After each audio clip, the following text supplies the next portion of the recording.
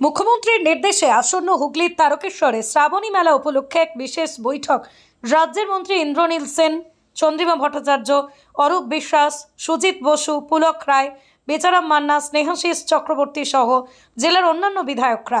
এদিন তারকেশ্বর গেস্ট হাউসে শ্রাবণী মেলা উপলক্ষে এক জরুরি বৈঠক অনুষ্ঠিত হয়। এক মাসের এই মেলাকে সুষ্ঠুভাবে সম্পন্ন করতে বিশেষ প্রশাসনিক বৈঠক হয়।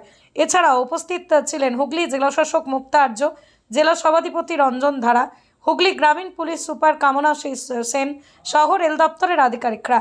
আগামী গুরু পূর্ণিমা থেকে রাখি পূর্ণিমা পর্যন্ত এক মাস ব্যাপী চলে এই শ্রাবণী মেলা।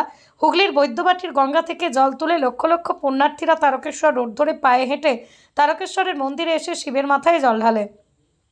এদিন মন্ত্রী অরূপ বিশ্বাস বলেন, মুখ্যমন্ত্রীর নির্দেশে যেমন দীঘা রথযাত্রা গঙ্গাসাগর সুসম্পন্ন হয়েছিল, ঠিক শ্রাবণী মেলাকে সুষ্ঠুভাবে সম্পন্ন করার লক্ষ্য নিয়ে আজকের এই বৈঠক হয়।